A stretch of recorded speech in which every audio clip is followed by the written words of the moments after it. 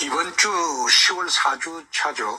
여론조사 10개 여론조사를 보면 이재명 후보를 상대하는데 10개 여론조사에서 전부 홍준표가 1위로 되어 있습니다.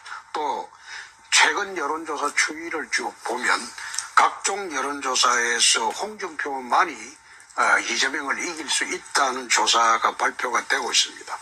이재명을 제가 꺾을 수 있는 가장 첫 번째 이유는 도덕성이 우위다. 저는 그렇게 생각을 합니다. 이재명 후보는 쌍욕을 하는 사람이죠. 그리고 무상연애도 했고 무상 포퓰리즘이고 또 최근에는 재난지원금 또 준다고 하면서 천조시대, 이 부채가 천조시대인데 나라 망치는 파퓰리스트입니다. 그래서 이재명 후보를 대적하려면 홍준표가 나가는 게 가장 적합하다. 그 두 번째, 이제 방금 유승민 후보께서 말씀하신 확장성 문제입니다. 홍준표가 갑자기 이렇게 1위가 될 수 있었던 것은 2040의 힘입니다. 2040에서 이재명 후보를 압도할 수 있고, 또 우리가 늘 10% 지지도 못 받던 호남에서 지금 홍준표 지지가 20% 이상이 이재명 후보하고 대결해도 쭉 나오고 있습니다. 그렇기 때문에 보수나 60대 이상은 우리 후보가 되면 자동적으로 옵니다. 그래서 이재명 후보하고 붙으려면 경기도 차베스, 이 베네수엘라 급행열차하고 붙으려면 아무래도 홍준표가 제일 낫지 않을까, 저는 그런 생각입니다. 중도 확장성을 자꾸 이야기를 하시는데 2030의 지지가 어떤 조사에서 보면 젊은 청취가 저한테 50%까지 오고 있는 예가 있습니다. 또 윤 후보님 요즘 뭐 내가 참 언짢겠지만 398이라는 후보란 그 이야기 들어보셨죠? 20대에는 3%, 30대에는 9%, 40대에는 8%. 그거 가지고 본선 치르기 어렵습니다. 그걸 어떻게 단시간 내에 올리겠습니까? 그래서 나는 그걸 가지고 새로운 신인이라고 주장하면서 확장성 이야기하는 거는 좀 넌센스다. 윤 후보님한테 다시 한번 묻겠습니다. 윤 후보님 들어오셔가지고 저는 문재인 대통령을 직접 비판하는 것을 한 번도 못 봤어요. 무슨 말씀이십니까? 문재인 정권은 비판해도 네. 문재인 대통령을 비판하는 건 내가 아니 그게 다 한 사람이 아니라 전부 연합해서 한 일이기 때문에 문재인 정권, 민주당 정권 이렇게 하는 것이지. 예? 그 문재인이라고 하는 그 대통령 개인 혼자서 한 일입니까? 문재인 대통령이 지금 5년 차에 들어가는데 네. 어떤 점이 잘못하고 있습니까? 한번 먼저 말씀해 보시죠. 하도 많아서. 대표적인 것만 말씀해 보시죠. 일단 경제 정책으로 말할 것 같으면은 네. 소주성과 부동산 네. 정책으로 인해 가지고 우리 중산층들을 다 지금 절벽으로 내몰았고, 그죠? 원전 비리 그거는 정점에 문재인 대통령이 있겠죠? 그렇습니다. 그런데 그 혼자 한 건 왜 아니죠. 검찰총장 하실 때 그것까지 수사를 안 했습니까? 수사를 하다가 더 이상 할 수가 없는 상황이 돼서 나왔지 않습니까? 아니, 또 나오라고 하셨지 않습니까? 이제 그만하고 정치를 같이 하자고. 아니, 그래 있을 수 말씀하시면 안 있습니까? 되죠. 아니, 검찰총장 혼자 수사합니까? 인사를 저렇게 학살 인사를 해가지고 다들 그때 세 분이 페이스북에 글도 많이 올리셨던데. 울산시장 선거 거기에 정점에 문재인 대통령이 있겠죠? 그렇습니다. 왜 그거는 비서관도 조사를 못했던데요? 아닙니다. 청와대의 울산시장 선거 개입이기 때문에 지금 13명을 기소했는데 그 중에서 거의 한 10명 정도가 청와대 수석과 비서관들입니다. 수석이 기소가 된 사람이 누구죠? 정무수석이 기소가 됐죠. 잠시만요. 잠시만요. 홍 후보님 중도 확장성 말씀을 하셨는데, 물론 중도 확장성이 보니까 민주당의 아주 확장성이 높더라고요. 민주당 지지자들한테. 그거는 인정하시죠? 그렇습니다. 그죠? 민주당 지지자들의 지지율이 저는 한 9%라 그러면 거의 50% 가까우시고. 근데 또 민주당 후보를 넣어서 다자간으로 할 때는 오히려 또 낮으십니다.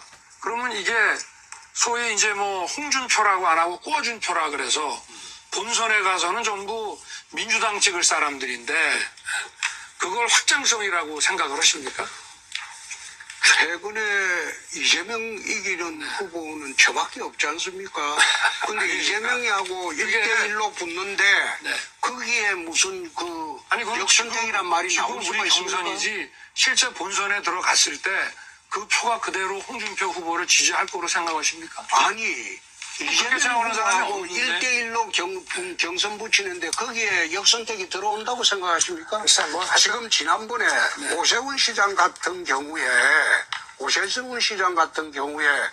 자, 민주당 지지층이 24%가 알겠습니다. 우리를 왜냐하면 찍어줬어요. 저도 여기서 무슨 통계 수치 같은 거 얘기하고 싶지 않은데 예. 하도 말씀을 하시니까 제가 이제 예. 저는 뭐 중도 확장성이 없다고 저는 보거든요. 예. 그래서 그런 결국은 본선 때는 다른 데 찍을 꽂은 표라고 저는 이제 생각을 하고 많은 국민들이 그렇게 생각을 합니다. 그 이재명 후보 같은 그런 분들은 이렇게도 얘기하더라고. 아니 부채라는 게 뭐 숫자뿐인 거지 그게 뭐 자꾸 채권 국채 찍어가지고 돈 쓰면 되는 거 아니냐 이렇게 얘기를 하는데 이 관리를 어떻게 해야 된다고 생각하십니까? 국가재정관리요? 그러니까 이 부채 문제 이 속도가 이렇게 빠른데 지금 그거를 제가 뭐 경남지사 시절에 부채 관리를 그렇게 한번 해봤습니다. 제일 첫째 재정점검단을 만들었습니다. 네.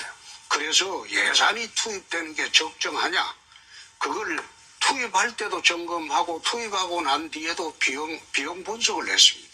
두 번째 공무원 그러면 구조개혁을 했습니다. 잠깐만요. 제가 지금 경남도 얘기를 하는 건 아니고 그러면은 지금 이제 그 국채를 과거에는 이제 국채를 발행을 하면 이걸 중앙은행이 인수를 대부분 해오지 않습니까? 그러면 이제 소위 말한 채권 시장에서 그 국채를 이제 인수를 했는데 지금 이 민주당 정부에서는 그거 그냥 중앙은행이 바로 인수해라. 이런 얘기들을 막 한단 말입니다. 거기에 대해서 어떻게 생각하십니까? 중앙은행이 그냥 정부가 채권 발행하면 재정 필요가 있어갖고 국채 발행하면 그걸 금융시장을 통하지 않고 그냥 바로 인수를 하는 게 맞다고 생각하십니까? 그건 맞지 않죠. 예, 왜 그러죠? 정부의 재정 그게 무분별한 재정 확장 정책이죠. 네. 무분별하게 그렇게 재정 확장을 우리 하면 안 되죠. 전문가에서 이런 국가 재정 관리가 앞으로 해야 될 일이 많기 때문에 지금 여기 4차 산업혁명 같은 거 돈 엄청 들어가는 겁니다. 지금 우리 유 후보께서도 근데 윤 후보님께서는 그걸 그럼 국가 부채를 어떻게 하겠다는 말씀을 지금 안 하시고 아니 그러니까 예. 돈이 이렇게 많이 들어가기 때문에 어차피 선진국도 우리가 지금 국가 그 GDP 대비 50%밖에 안 된다고 해서 일본이 200%다 상관없다 이게 아니고 선진국은 벌써 영국이다 뭐 독일이다 이런 나라들은 벌써 이게 누적 기간이 100년이 넘습니다. 한 거의 200년 가까이 되고 우리는 지금 70년 동안 600조 누적인데 지금 문재인 정부 4년 반 동안 이걸 400조를 지금 만들어냈고 예. 이 부채 관리를 제대로 해야지 필요한 거 대통령이 아니 되시면 어떻게 하겠다는 거예요? 아니 그러니까 예. 꼭 지금 이재명 같은 방식에 또 민주당 같은 방식에 아니 우리나라 국가 부채 낮다 이거 200%까지 돼도 전혀 문제 없다 하는 방식에 접근을 해서는 절대 안 되고 윤석열식의 방식은 어떻게 부채를 동결하거나 저감하시겠다는 그 방식을 한번 가르쳐 주세요. 아니 그 방식은 여러 가지가 있어요. 예. 그게 아까 중요합니다. 말씀하신 뭐 재정 준칙도 있고요. 예, 예. 어쨌든 국가 부채를 줄여야 됩니다. 나중을 위해서. 네. 그 말씀 어떻게 줄입니까? 아니 그게 말씀하신 재정 준칙하고 예. 그리고 저 지출 구조 조정 같은 거를 잘 해서 예. 어쨌든 그 세수 범위 내에서 예. 재정 범위 내에서 써야지 자꾸 이게 부채를 발행하거나 또는 부채를 막 발행하기 위해 가지고 이 중앙은행이 바로 인수해야 된다는 이런 주장들을 우리가 절대 받아들여서는 안 된다. 경기 불황 때 정부의 역할은 그럼 없는 겁니까? 그럴 때는 할 수 있죠. 우리가 이제 코로나 같은 상황에서 할 수 있습니다만은 그걸 하고 났으면은 또 미래에 쓸 돈을 축적하기 위해서 또 저희가 긴축을 해야죠. 전문 분야 아닌데 뭐. 공부하시느라고 고생했습니다. 제가 지사를 하셨기 때문에 예. 한번 여쭤보는 게 워낙 중요한 문제이기 때문에 오늘 이 이야기는 안 하려고 했는데 아까 그 또 얘기 나오고 이상한 이야기를 하는 바람에 내가 불가피하게 합니다. 한국사회여론연구소 최근 조사에 대장동 개발 사업 비리 책임론 이재명 책임 있다 53.2%, 국힘당 관련 법조인 등 책임이다 37.4%. 이재명 책임이 있겠죠? 이재명 책임이 있다고 보는 게 맞겠죠? 지난번에 윤 후보님 법적 책임이 있다고까지 말씀하셨습니다. 당연하죠. 그건 뭐 뻔한 자, 거지. 그 다음 네. 같은 여론조사 기관에서 검찰 고발 사주 문건 의혹, 네. 윤석열 후보 책임 있다 47.1%, 윤석열에 대한 정치 공격이다 33.3%. 이거는 어떻게 생각하십니까? 그거는 어떻게 그런 희한한 통계만 또 뽑으셨네. 거기 보면은 정치 공작이라고 하는 것이 훨씬 퍼센티지가 높은 통계들이 많이 있고, 그리고 지금 통계만 가지고 이렇게 아니요. 얘기하십니까? 이 후보님. 네? 이거 아마 저도 이거 많이 조사는 처음 한 거로 제가 알고 아닙니다. 있습니다. 그건 뭐 10월 여러 군데서 26일, 10월 27일에 KSOI에서 처음 한 거로 내가 알고 있습니다. KSOI가 모든 여론조사 기관에 KSOI가 그 나가거든. 민주당하고 우리 홍 후보님한테 좀 잘 나오는 그러면 여론조사 잘 안 나오죠.